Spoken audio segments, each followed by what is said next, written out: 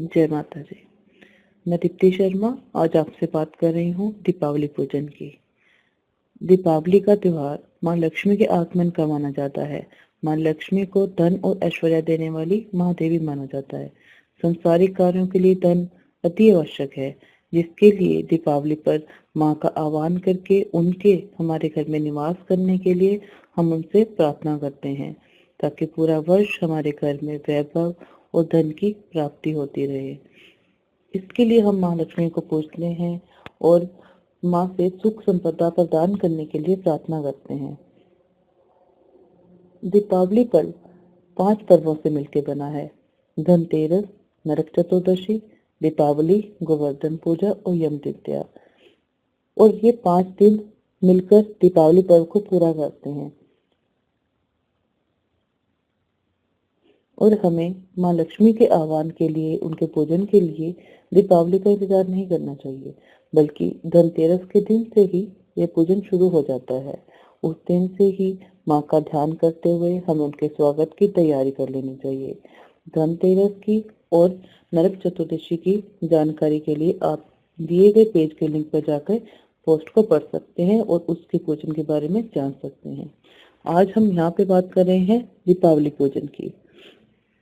दीपावली वाले दिन सुबह हमें अपने घर को अच्छे से साफ सफाई कर लेनी चाहिए।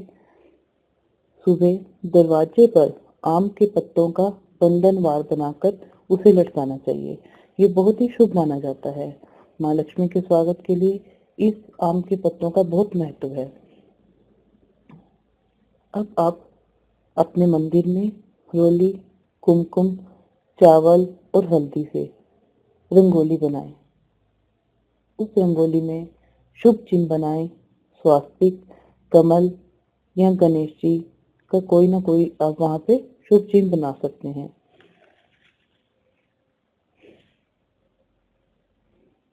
अब घर में जो है उस दिन सुबह से ही हमारा जो वातावरण होना चाहिए वो लक्ष्मीमय होना चाहिए। इसके लिए आप दिन में ही आप किसी कैसेट से, ऑडियो से आप घर में लक्ष्मी सहस्त्र नाम या विष्णु सहस्त्र नाम का पाठ चला के रखते हैं। और सुबह एक काम कीजिए, आप नहा धो के सबसे पहले 9 किलो गेहूं और 2 किलो चावल ये किसी गरीब को दान करते हैं। दिवाली का दिन जो है अमावस का होता है और इस दिन हमारे लिए बहुत शुभ होता है कि हम अपने दिनों से मुक्ति प्राप्त कर सकें। इसके लिए ये कुछ दान होते हैं जो हमारे दिन और हमारी कुंडली के कई दोषों को समाप्त करते हैं। अब मैं जो आपको पूजन बता रही हूँ ये ऐसा पूजन है जो हर व्यक्ति, साधारण जो जनमानस है वो कर सकता है।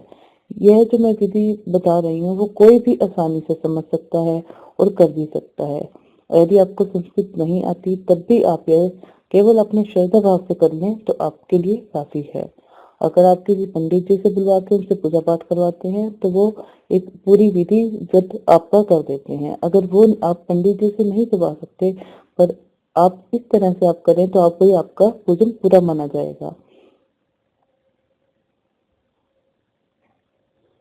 अब आपको एक बात ध्यान रखनी है कि दिवाली पे सिर्फ लक्ष्मी गणेश जी की ही पूजा नहीं की जाती, बल्कि विष्णु जी का भी आह्वान बहुत जरूरी है। ये गलती बहुत से लोगों द्वारा की जाती है कि वो लक्ष्मी जी से घर में रहने के लिए प्रार्थना तो करते हैं पर विष्णु जी का स्मरण किए बिना, यही हमारी ओर से कमी रह जाती है। शास्त्रों में कहा गया है कि लक्ष्मी जी विष्णु जी के साथ कभी नहीं छोड़ती। जहाँ विष्णु जी हैं वहीं उनकी प्राणप्रिय पत्नी लक्ष्मी जी रहती हैं। तो इसलिए लक्ष्मी जी के पूजन के समय विष्णु जी का चित्र भी अपने मंदिर में जरूर रखें। यदि ऐसा आपको चित्र मिलता है जिसमें लक्ष्मी विष्णु जी का इकट्ठे रूप स्वरूप बनाया हुआ है तो बहुत अच्छा हुआ है, चित्र आपके दिवाली पूजन के लिए रहेगा। या आप लक्ष्मी जी की कोई मूर्ति अलग से भी ले सकते हैं। तो दिवाली में लक्ष्मी पूजन में सबसे पहले हम ये करते हैं गणेश जी का पूजन।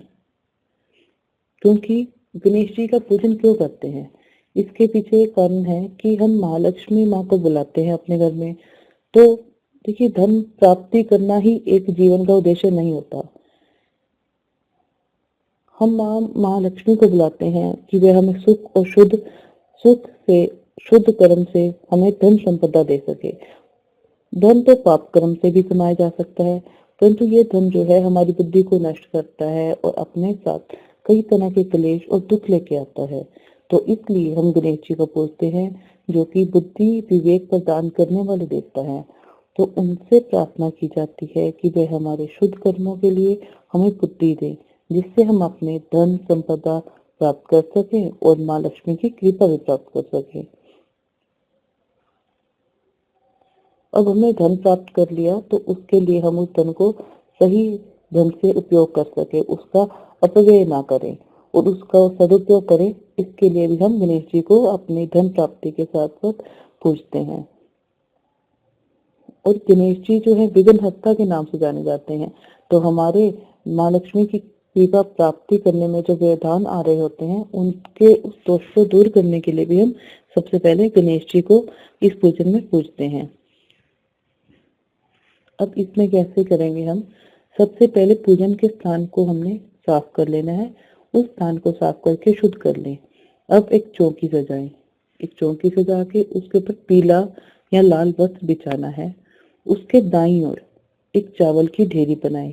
जहाँ पे आपने चौकी सजाई है, रखी है, उसके दाईं तरफ एक चावल की ढेरी बनाएं। उस पर एक कलश स्थापित करें। कलश में गंगा जल भरें। ये कलश स्थापित कैसे करना है? कलश में गंगा जल भरें, एक सुपारी, एक सिक्का और एक चुटकी चावल उसमें डाल के आम के पत्ते लगा दें साइड पे, और फिर एक नारियल पे कलावा लपेट कर, कलावा या परांदा जिसे हम बोलते हैं, वो लपेट कर उस कलश को उस नारियल को उस कलश में स्थापित करें। अब ये आपकी कलश स्थापना हो गई। उस कलश को नारियल सहित हमने जो चावल की ढेरी के ऊपर रखा, ये हमारी कलश स्थापना हो गई। ये कलश स्थापना जो है घर के राहु के दोष को समाप्त करती है, इसलिए किसी भी पूजन में कलश स्थापना बहुत शुभ मानी जाती है। अब हमने क्या करना है? अब हमने अपने जो गणेश जी का चित्र है आपके पास, उसको लेना है। अगर वह चित्र है तो आप उसको वैसे ही रख सकते हैं। अगर वह मूर्ति आपके पास है, गणेश जी के स्वरूप की मूर्ति आपके पास है, तो आप उस मूर्ति को स्नान करवाइए, पहले दूध से और फिर गंगा जल से। उस मूर्ति को दूध और गंगा जल से स्नान करवाने के बाद उस मूर्ति को उस चौकी के ऊपर स्थान दीजिए, वहां पे स्थापित कीजिए। अब आपको माँ महालक्ष्मी जी की जो मूर्ति होगी अगर आपके पास, तो उसको लेना है। उसको भी दूध से स्नान करवाइए, उसके बाद गंगा जल से स्नान करवाइए और फिर गुलाब जल से स्नान करवाएं। इसके बाद माँ के स्वरूप को चौकी पर स्थान दें। यह जो लक्ष्मी जी की मूर्ति आपने रखनी है, ये आपने श्री गणेश जी के दाईं ओर रखनी है। माँ की मूर्ति को रखने के बाद उनके सामने 11 कौड़ियां, 11 गोमती चक्र और एक चांदी का चौकोर टुकड़ा उनके सामने रखें।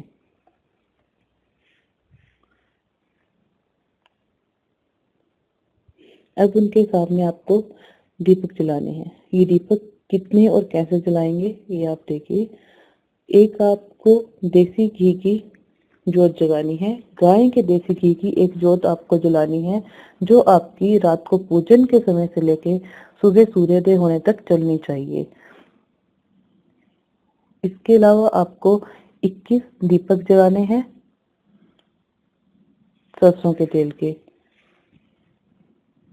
और एक चौमुखी दीपक जलेगा सरसों के तेल का। 21 छोटे दीपक, एक सरसों के तेल का चौमुखी दीपक और एक देसी घी की जोत। ये आपको वहां पे दीपक अपनी पूजा में रखने हैं। और जो दीपक आपको सरसों के तेल का चौमुखी दीपक जगाना है, वो आप एक ज्वार की ढेरी के ऊपर रखेंगे। इस तरह से आप ये जोत वहां पे जगा के, सारे दीपक जला के आप पूजन अपना आरंभ कर सकते हैं। अब इसमें आपको सिर्फ इतना ध्यान रखना है कि जो घी की जोत होगी और जो चौमुखी दीपक होगा, उसमें आपको रात को तेल और घी जो है अपने उसमें डालते रहना है ताकि वह सुबह तक जगते रहे, और यह लक्ष्मी जी के आगमन के लिए बहुत शुभ माना जाता है। अब आपको पूजन आरंभ करना है। इसके लिए आप सबसे पहले अपने गुरुदेव का ध्यान करेंगे और उनसे प्रार्थना करेंगे कि वे आपको पूजा की शक्ति दे और अपने आपके ध्यान को और आपकी प्रार्थना को प्रभु से जोड़ें। इसके बाद आपको गुरुदेव के ध्यान के बाद आपको गणपति जी का पूजन करना है। इसके लिए आप हाथ में गुड़हल का पुष्प लें और गणपति जी का ध्यान करें। गणेश जी का ध्यान करके उनका आह्वान करें, उनसे प्रार्थना करें कि वे आपके घर में आएं और स्थान ग्रहण करें। ये ध्यान करने के बाद आपको वो गुड़हल का पुष्प जो है गणेश जी के चरणों में रख देना है। फिर उन्हें तिलक लगाएं, उनको पुष्प अक्षत चढ़ाएं, धूप और दीप दिखाएं और फिर एक पान के पत्ते पर सुपारी, लौंग, इलायची रख के उन्हें अर्पित करें।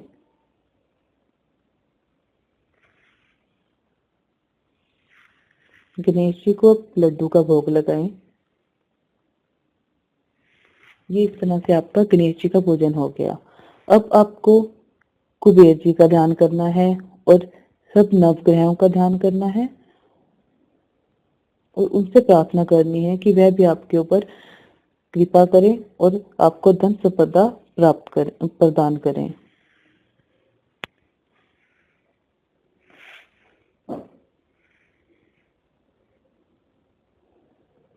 अब आपको विष्णु जी का ध्यान करना है, क्योंकि माँ महालक्ष्मी को अगर हमने बुलाना है तो पहले हमें विष्णु जी को मनाना होगा।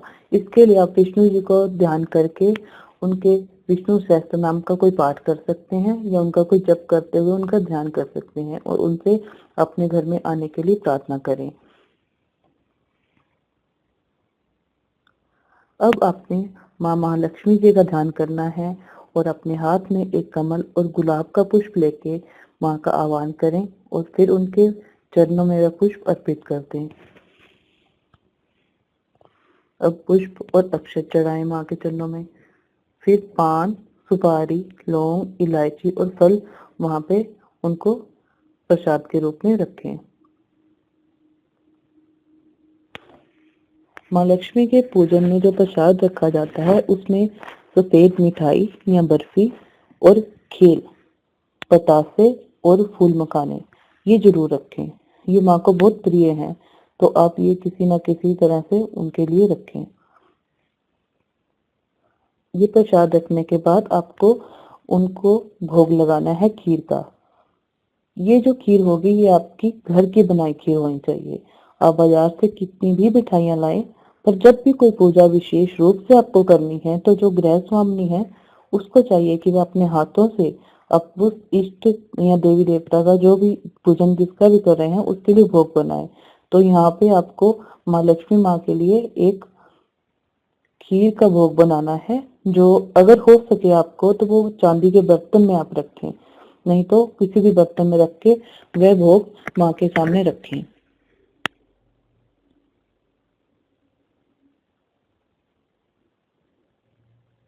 इसके बाद आप गणेश जी की, विष्णु जी की आरती कर लीजिए और माँ लक्ष्मी माँ की आरती कर लीजिए। इस तरह से आपका जो है पूजन हो गया है। अब आपने जो करना है, अब आपको प्रसाद निकालना है। यहाँ पे इसे प्रसाद कह सकते हैं या आप इसको एक तरह से भोग कह सकते हैं। इसके लिए आप काफी सारे डोने रख लीजिए या कोई बर्तन रख लीजिए जिसमें आप सबके नाम का भोग निकाल सके। और ये जरूरी नहीं है कि आप ये बहुत ज्यादा रखें, आप अपने सामर्थ्य के अनुसार दो दो या ज्यादा पीस भी मिठाई के रख सकते हैं। जितना भी आप कर सकते हैं आप अपने सामर्थ्य के अनुसार ये भोग निकालेंगे, पर सभी के नाम का ये भोग जरूर निकलना चाहिए। इसमें आपको क्या करना है, अलग अलग दोने रख लीजिए और सबसे पहले अपने गुरुदेव का ध्यान करते हुए उनका भोग निकालिए। फिर अपने इष्ट देव का नाम का भोग निकालिए, फिर अपने कुल देवता का और फिर कुबेर जी का और फिर नवग्रहों का। उसके बाद किसी मंदिर के नाम का भोग निकालिए। उसके बाद अपने पितरों के नाम का एक भोग निकालिए और फिर एक भोग जो आपको निकालना है वो अपने घर में जो बुजुर्ग आपके हैं, जो आपके बूढ़े माता पिता हैं, उनके नाम का निकलेगा। इस सब के बाद एक भोग आपको निकालना है जो किसी अनजान का होगा। ये आप किसी गरीब को देंगे। ये अनजान जो भोग है ये हमें कई तरह के ऋणों से मुक्त करता है। तो अगर इसमें आप निकालेंगे तो अपने सामर्थ्य अनुसार इसमें आपको कुछ धनराशि भी जरूर रखनी चाहिए जो आप किसी गरीब को दे दें। अब आपको ये सारे भोग जो हैं जहां जहां आप दे सकते हैं, आपके गुरुदेव पास हैं आप उनको दे सकते हैं, जिनके जिनके इष्ट देव के मंदिर है पास में वो वहां पे दे सकते हैं, और जो कुल देवता का स्थान है वहां दे सकते हैं। बाकी जो भोग हैं वो किसी मंदिर में इकट्ठे करके ग्रहों के और कुबेर जी का किसी मंदिर में रख के आ सकते हैं।